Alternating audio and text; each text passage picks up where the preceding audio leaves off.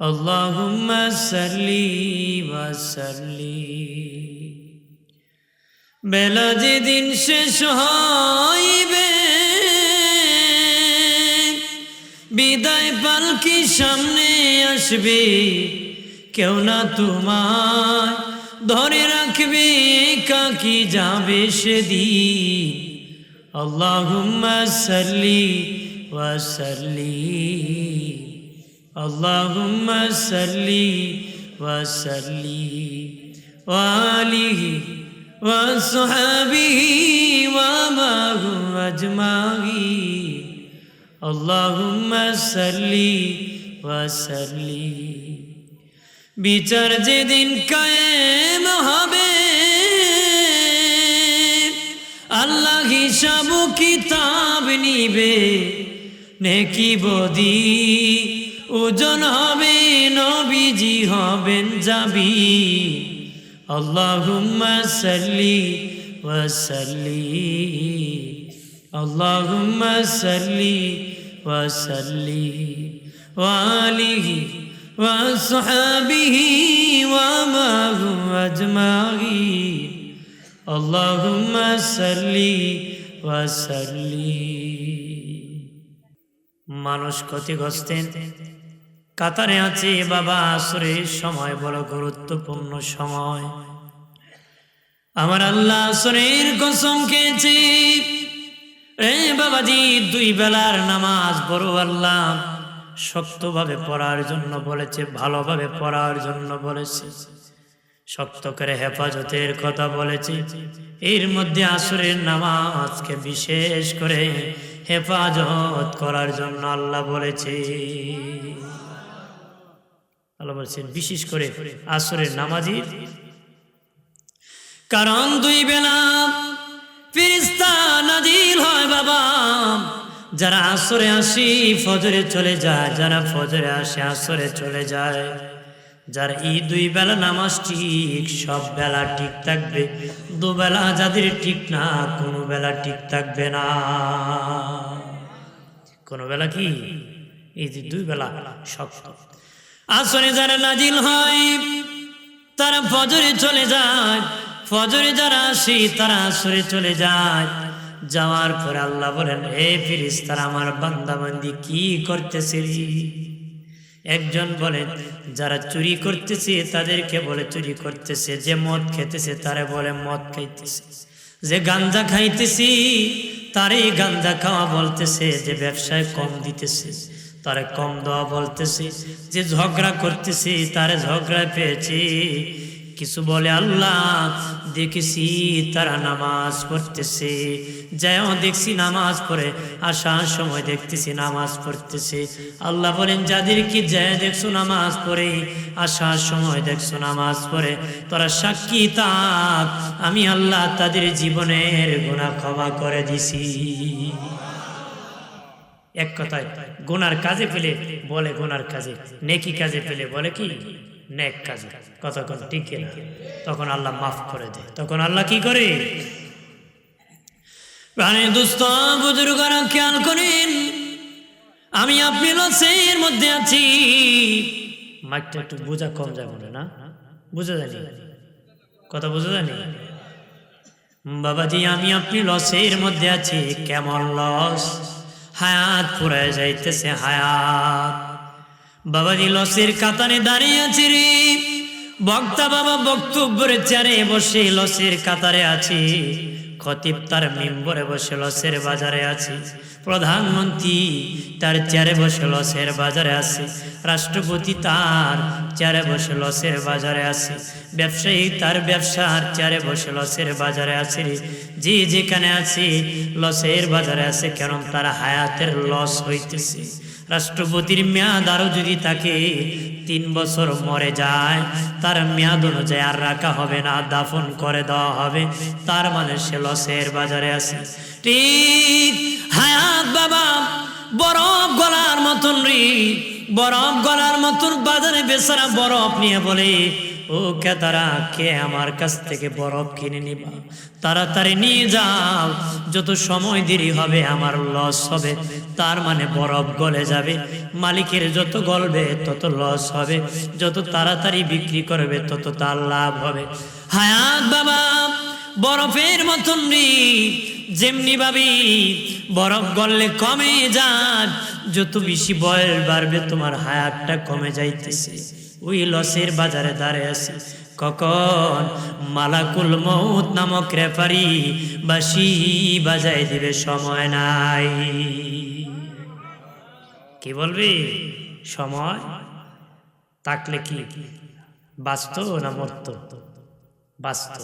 সময় নাই, মরে গেছে। কথা কোন ঠিক কিনা? জোরে বলেন ঠিক কিনা? আমার প্রাণের দুস্থ বুজুর্গরানি, এর যুবকেরা, তরুণেরা, ভালোভাবে খেয়াল করুনি। হায়াত বড় দামি জিনিস বাবা, হায়াত বড় দামি বাবা, হায়াতটা বড় দামি। এই জন্য হায়াত থাকতে ইবাদত করো, হায়াত চলে গেলে ইবাদত করতে পারবা না রে। টাকা থাকতে দান করো, টাকা চলে গেলে পারবা না। জবান থাকতে জিকির করো, জবান বন্ধ হয়ে গেল আর জিকির করতে পারবা না রে। বাবাজি, জীবনটা তোমার আল্লাহর দিকে কাটায় দাও। একজন আল্লাহর ওলি বলেন, দুনিয়ার সব মানুষ পাগল। আর একজন হুজুর ভালো তো আছে, উনি যারা ভালো তারাও পাগল। কেউ নারীর পাগল, কেউ গাড়ির পাগল, কেউ বিল্ডিং বানানোর পাগল, জমি রাখার পাগল, বক্তাগিরির পাগল, চেয়ারম্যানের পাগল, মেম্বারের পাগল, নেতা হওয়ার জন্য পাগল। বাবাজি, আবার কম সংখ্যক লোক আছে আল্লাহ আল্লাহ রসুলের জন্য পাগল রে। দুনিয়ার কোনো পাগলের জায়গা আমার আল্লাহর কাছে নাই। একমাত্র আমার আল্লাহ আল্লাহ রসুলের জন্য যারা পাগল, তাদের দাম আমার আল্লাহর কাছে আছে। তাহলে কার জন্য পাগল হব? আল্লাহ আল্লাহ রসুলের জন্য। কতক্ষণ ঠিক কিনা? পাগল পাগল বলে সবাই, আমি তো পাগল নারী। আমি যার প্রেমের পাগল তিনি হলেন মদিনা। আমি যার প্রেমের পাগল তিনি হলেন মদিনা। মারহাবা ক আর জোরে। আমার প্রাণের বাবাজি, হায়াত এমন একটি জিনিস, কারো বদলা কেউ দিতে পারে না বাবা। হায়াত যখন শেষ হয়ে যাবে রে, মালাকুল মউত আসিয়া রূহ কবজ করে ফেলবে। হায়াত বড় দামি। এই জন্য আল্লাহর কাছে দোয়া করেন, আল্লাহ ও মালিক, আমার হায়াত বাড়ায়া দাও। আল্লাহ গো, রমজান পর্যন্ত পৌঁছায়া দাও। আল্লাহ গো, আমার জিন্দিগির গুনাহগুলি তুমি ক্ষমা করে দাও। বেচারা আরো কয়, আল্লাহ নেও না কেন? কথা আছে না? অর্থাৎ গুনাহ করতে করতে এত গুনাহ করছে, আল্লাহ তুমি নেও না কেন? অর্থাৎ কলম বন্ধ হয়ে গেছে। এরকম না, আল্লাহর কাছে বলবো, আল্লাহ আমার হায়াত দিও, আমি যেন বেহেশতি হয়ে কবরে যেতে পারি। ঠিক কিনা বলে? আমরা দুজকি হয়ে যাব না বেহেশতি হয়ে? আমার বানের বাবাজি, দুনিয়ার কত দামি আছে বাবা, টাকা আছে রে, সম্পদ আছে, বিল্ডিং আছে, কিন্তু বাবা সবচেয়ে দামি হলো মানুষ। মানুষের চেয়ে দামি আর কিছু নাই। তবে বাবাজি, ওই মানুষ যখন মরে যায়, তার চেয়ে কম দামি আর কিছু নাই। তার মানে হায়াত হলো সবচেয়ে বড় দামি। হায়াত আছে, তোমার দাম আছে। হায়াত নাই, তোমার কোনো মূল্য নাই। কোন মূল্য আছে? তবে আল্লাহ বলেন, ইল্লাল্লাযীনা আমানু, আমার আল্লাহ বলেন তারা ব্যতীত, আমানু, যারা ঈমান এনেছে, যারা ঈমান এনেছে, তারা ব্যতীত যারা ঈমান এনেছে তারাই ক্ষতিগ্রস্ত। যারা আল্লাহকে মানে না, রাসূলকে মানে নাই, ঈমান আনে নাই, তারা ক্ষতিগ্রস্ত হয়ে গেছে, জাহান্নামী হয়ে গেছে, নাপাক হয়ে গেছে। তারাই বাবা ক্ষতিগ্রস্ত নাই, যারা ঈমান এনেছে। একটু চিল্লায় বলে মারহাবা। ঈমানদার কাকে বলা হয়? বাবাজি জীবনের চেয়ে আমার নূরে নবীকে যে বেশি বেশি ভালোবাসবে তার ঈমান বাবা সে ঈমানদার হয়ে যাবে, মুত্তাকি হয়ে যাবে, জান্নাতি হয়ে যাবে।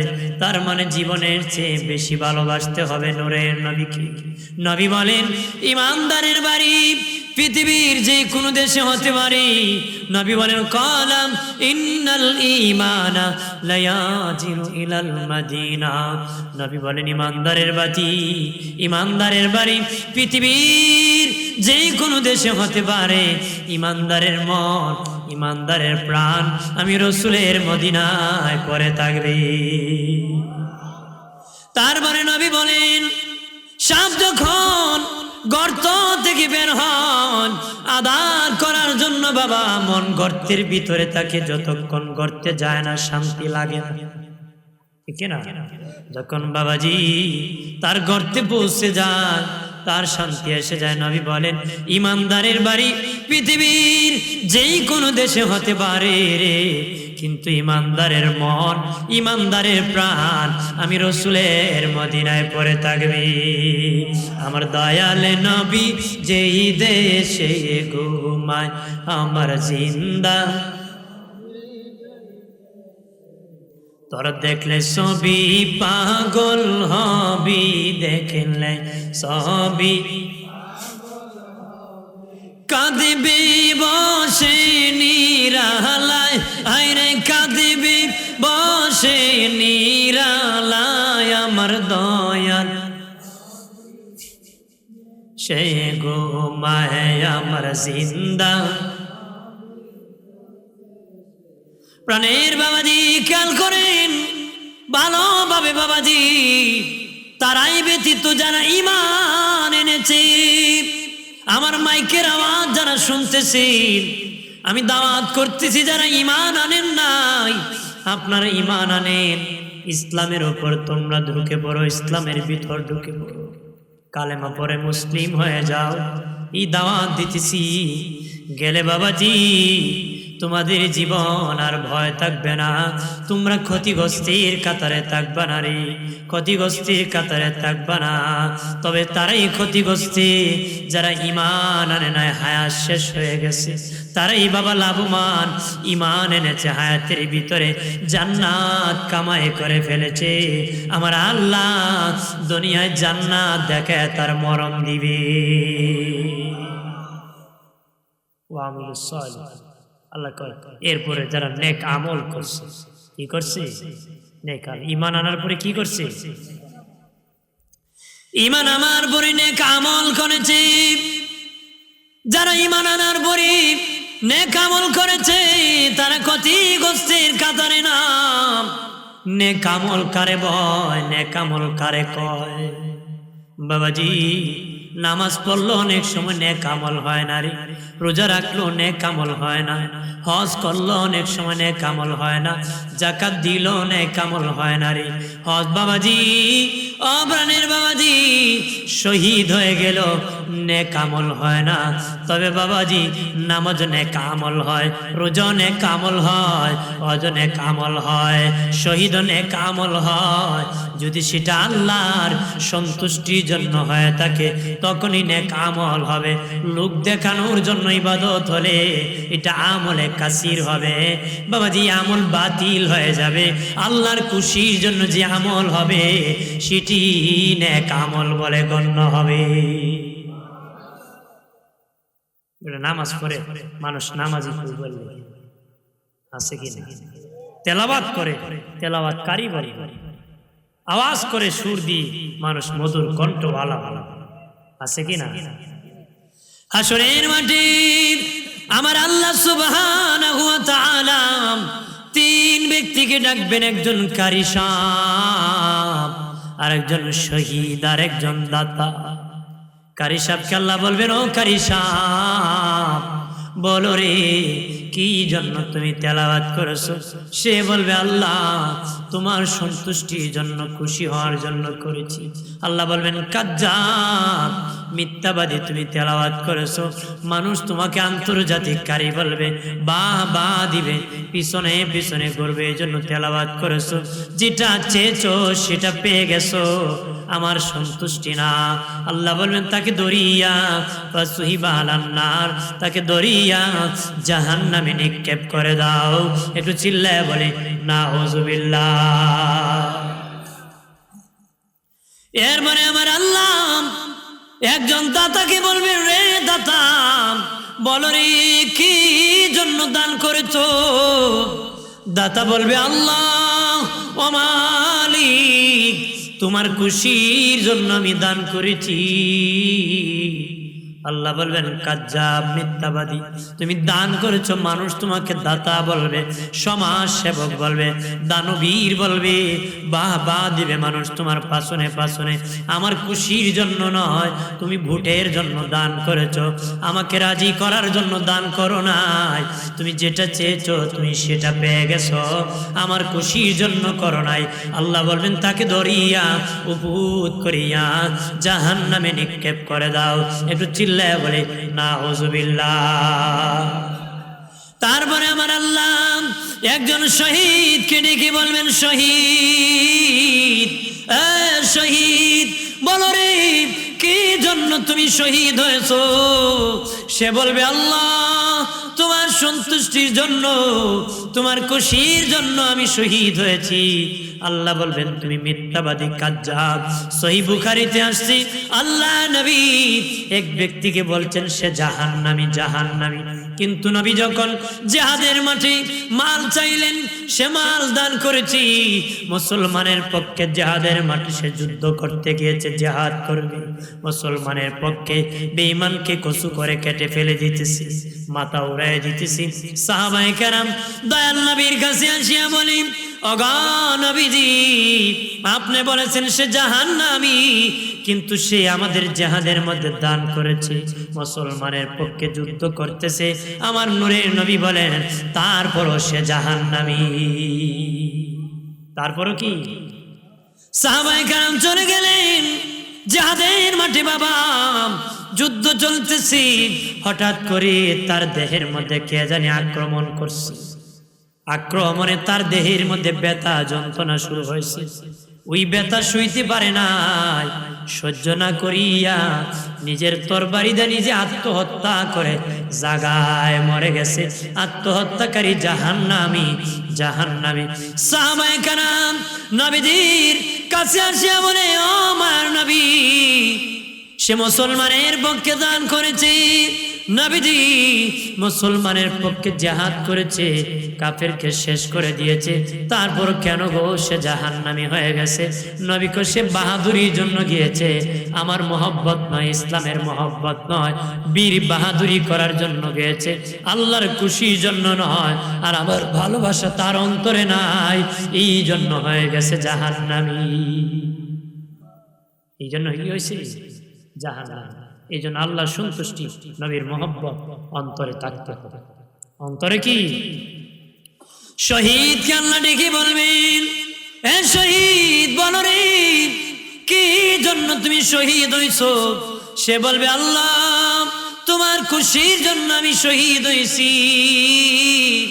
আল্লাহ বলবেন কাজ্জাব, মিথ্যাবাদী, তুমি শহীদ হইছো, মানুষ তোমাকে শহীদ বলবে, বীর সেনাপতি বলবে, বীর বাহাদুর বলবে, যেটা চেয়েছো তুমি সেটা পেয়ে গেছো, আমার খুশির জন্য শহীদ হও না রে।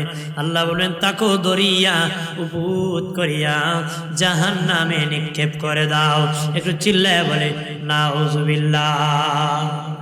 তবে রে বাবাজি, কোন শহীদ জাহান্নামে যাবে না, কোন দাতা জাহান্নামে যাবে না, কোন তেলাওয়াতকারী জাহান্নামে যাবে না, যদি তার তেলাওয়াত, তার শহীদ শাহাদাত আল্লাহ সন্তুষ্টির জন্য তার দান থেকে আমার আল্লাহ তার আমলটাকে নেক আমল বানায় দিবে, জান্নাতের মেহমান বানায় দিবে। আমরা নেক আমল করব না শুধু আমল করব? নেক আমল করব। শুধু আমল করব না ভালো আমল করব? ভালো আমল করব। আমল কম থাক, ভালো আমল করব। কথা ঠিক। বস্তা ভরা চিটা ভরে লাভ আছে না? চিটা ভরা বস্তায় লাভ আছে? সারি দান দান বস্তা, তাহলে ওজন দিন কতক্ষণ ঠিক কিনা। নিজের আমলকে শক্ত করে ধরে মজবুত করেন, আল্লাহর সন্তুষ্টির জন্য করেন, সফলতা আসবে কতক্ষণ না।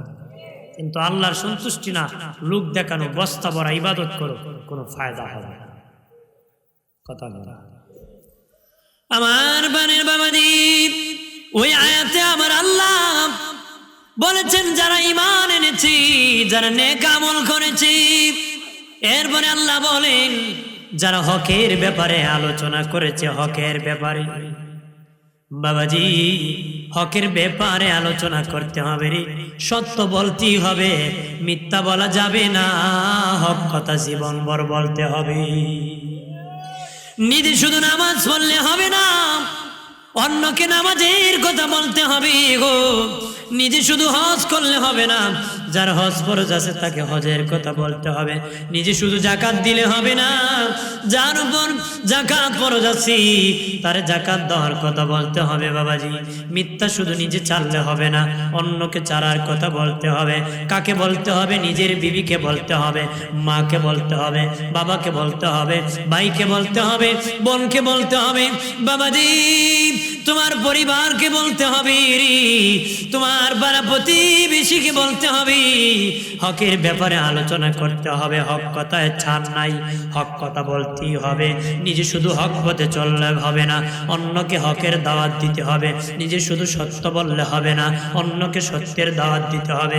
নিজে শুধু মুনাফিকি চাললে হবে না, অন্যকে মুনাফিকি ছাড়ার কথা বলতে হবে। কথা বলেন ঠিক কিনা? নিজে শুধু তাসবিহ নিয়া সুবহানাল্লাহ বলেন, আরেকজন জাহান্নামের দিকে দৌড়ায়, তাকে তুমি ডাকতে হবে, বাবা জাহান্নামে যেও না, জাহান্নাম ভয়ঙ্কর, তুমি আসো, তাসবিহ পড়ো, নামাজ পড়ো, সত্য বলো। কতক্ষণ ঠিক কিনা? আমার আল্লাহ জিবরিল আমিনকে বললেন, জিবরাইল অমুক এলাকা তুমি ধ্বংস করে দিবা। জিবরিল যায় দেখে সব পাপিষ্ঠ, তবে একটা লোক আছে যে 500 বছর ধরে ইবাদত করতেছে, যার আমল নামার মধ্যে কোনো গুনাহ নাই। কন্যা সুবহানাল্লাহ। আমল নামায় কি নাই? আমল নামার মধ্যে কোনো গুনাহ নাই, কোনো গুনাহ নাই বাবা। আর যারা সব পাপিষ্ঠ, আল্লাহ বলেছেন জিবরাইল ওই এলাকা পুরাটা তুমি উল্টায় দিবা। জিবরিল বলে, আল্লাহ গো, একটা লোক আছে 500 বছরের ভিতরে কোনো গুনার কাজ করে নাই, তারে সরায় উল্টাবো। আল্লাহ কো না না জিবরিল, তারে সহ তুমি উল্টায় দাও। তারে সহ কি? তারে সহ উল্টায় দাও রে জিবরাইল। জিবরিল বলে, ও মালিক, যে সারা জীবন তোমার গোলামি করছি, তারে সহ কেন গো আমি উল্টায় দেব? আল্লাহ বলেন, জিবরাইল সে বড় স্বার্থপর, নিজে শুধু তাসবিহ পড়ছে, অন্যকে তাসবিহর কথা বলে নাই। নিজে শুধু আমার গোলামি করছে, অন্যকে গোলামির কথা বলে নাই। আমার কোন বান্দাকে জাহান্নাম থেকে বাঁচানোর চেষ্টা করে নাই।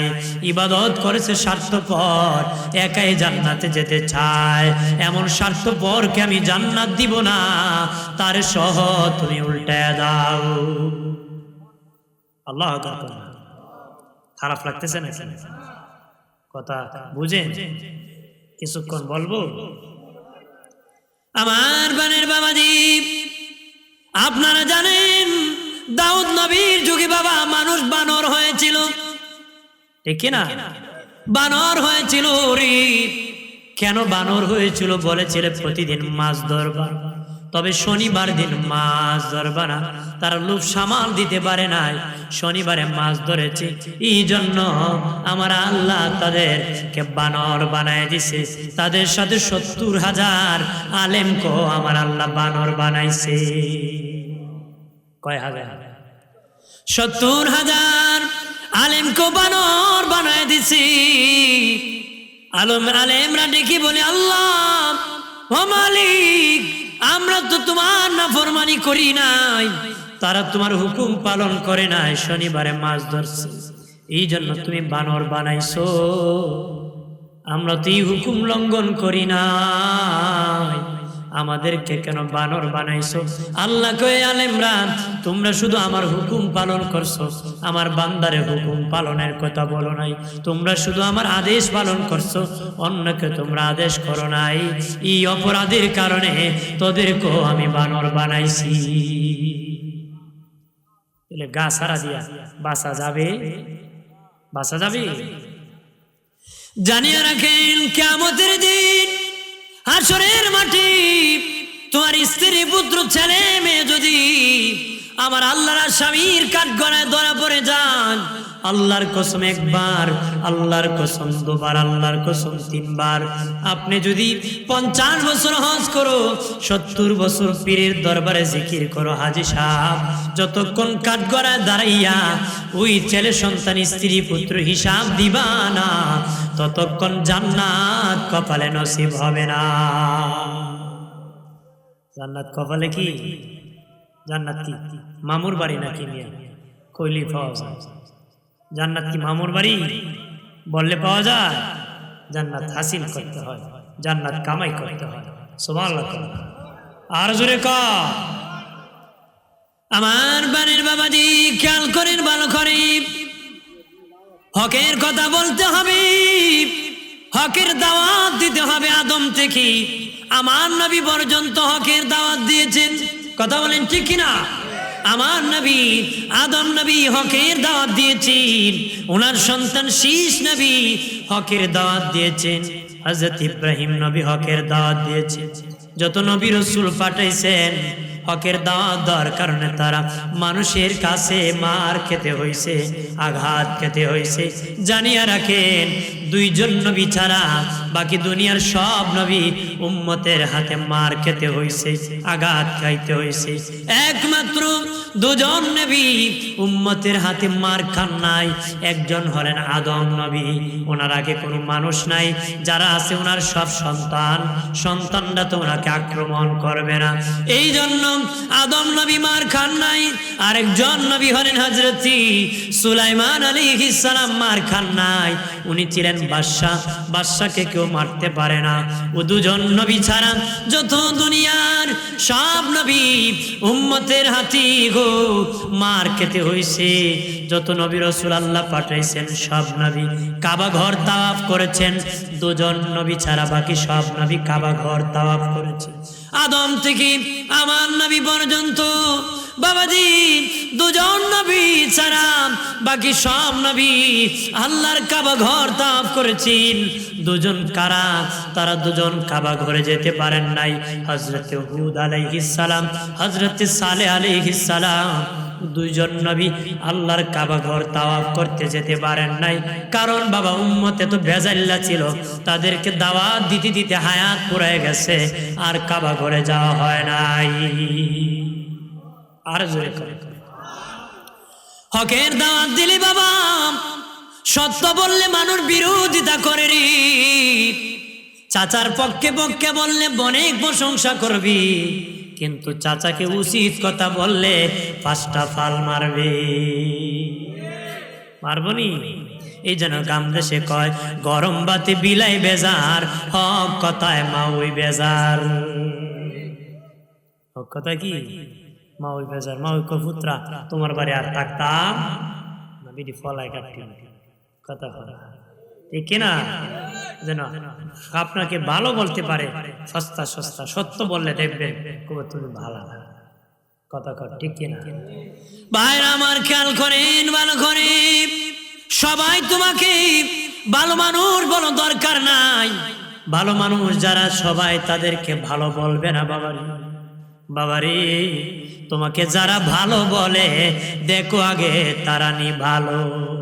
খারাপ লোক যদি ভালো বলে মনে করবা তুমি ভালো না, ভালো মানুষ যখন ভালো বলবে তখন তুমি ভালো বলে গণ্য হবে।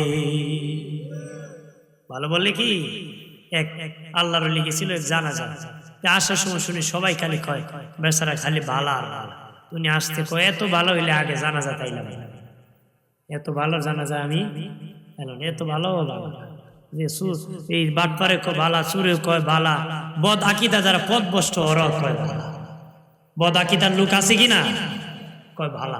তো সবাই ভালো করলে ব্যক্তিরা ভালো হয়। কতক্ষণ ঠিক কিনা? কিছু লোক আপনার বিরোধিতা করবে, মানুষ বলতে দোষ থাকে, মানুষ সবাই কি অ্যাকুরেট হবে না, দোষ আছে গুণ আছে সবার মধ্যে। আমার মধ্যে গুণ আছে দোষ আছে, আপনার মধ্যে দোষ আছে গুণ আছে। মানুষ ইনসান, তার গুণ আর ভালো মন্দ মিলে তার জীবন। কথা বল ঠিক কি? আমার বানের বাবাজি, এই জন্য সত্য বলবা, হক কথা বলবারি, গুনার কাছ থেকে বাঁচার জন্য আহ্বান করবা, সত্য বলে যাবা। আরে পরিবারের প্রধান, তোমার পরিবারের জবাব দিতে হবে। ওয়ার্ডের প্রধান, ওয়ার্ডের জবাব দিতে হবে রে। হ্যাঁ বাবাজি, রাষ্ট্রের প্রধান, রাষ্ট্রের জবাব দিতে হবে। বিশ্বের প্রধান, বিশ্বের জবাব দিতে হবে। যদি বলেন হুজুর আমি বিশ্বেরও প্রধান না, রাষ্ট্রেরও প্রধান না, আমি পরিবারেরও প্রধান না, আল্লাহ বলেন তোর জীবনের হিসাব তোর দিতে হবে। মাথার তালু থেকে পায়ের তালু পর্যন্ত তোর হাতের হিসাব লাগবে, পায়ের হিসাব লাগবে, মুখের হিসাব লাগবে, কানের হিসাব লাগবে, তোর চোখের হিসাব লাগবে। যদি বলো হুজুর আমার পা নাই, তাহলে পায়ের হিসাব লাগবে না। যদি বলেন আমার হাত নাই, তাহলে হাতের হিসাব লাগবে না। যদি বলেন আমি কানে শুনি না, কান নাই, কানের হিসাব লাগবে না। যদি বলেন আমি অন্ধ, দেখি না, চোখের হিসাব লাগবে না। এরপরে যদি বলেন আমার মুখ আছে, কথা বলার ক্ষমতা নাই, তার মুখের হিসাব লাগবে না রে। তারপরে বাবাজি কিসের হিসাব লাগবে? আল্লাহ বলবে রে বান্দা বান্দি, তোর হাত দেই নাই, পা দেই নাই, জিহ্বা দেই নাই, কান দেই নাই রে, তবে তো তোরে আমি একটা বিবেক দিয়েছিলাম, বিবেকটার বিচার হবে, তোর বিবেকের বিচার হবে, হাসরের মাঠে বিবেকেরও বিচার হবে। আল্লাহ নবী বলেছেন এমনও জায়গা আছে বাবাজি, যে জায়গার মধ্যে কেউ কালেমার দাওয়াত নিয়ে যাবে না। কোন নবী রাসূল যান নাই, ওলি আল্লাহ যান নাই, কেউ কালেমার দাওয়াত দেন নাই, কালেমার দাওয়াত যায় নাই, কোরআন যায় নাই, ইসলাম যায় নাই। হাসরের মাঠে কিয়ামতের দিন তারা যখন দাঁড়ায় যাবে, আল্লাহকে বলবে ও মালিক, ও আল্লাহ, আমাদের কাছে কেউ কালেমার দাওয়াত দিয়ে যায় নাই, ইসলাম যায় নাই, কোন নবী রাসূল যায় নাই, আমাদেরকে ক্ষমা করে দাও। আল্লাহ বলবেন তোমার কাছে আমার কোরআন যায় নাই, তোমার কাছে আমার কোন পয়গম্বর যায় নাই, আমার কোন ইমানদার বান্দা বান্দি যায় নাই, তবে রে তোর মধ্যে তো আমি একটা নিয়ামত দিয়েছিলাম, সেটা হলো বিবেক।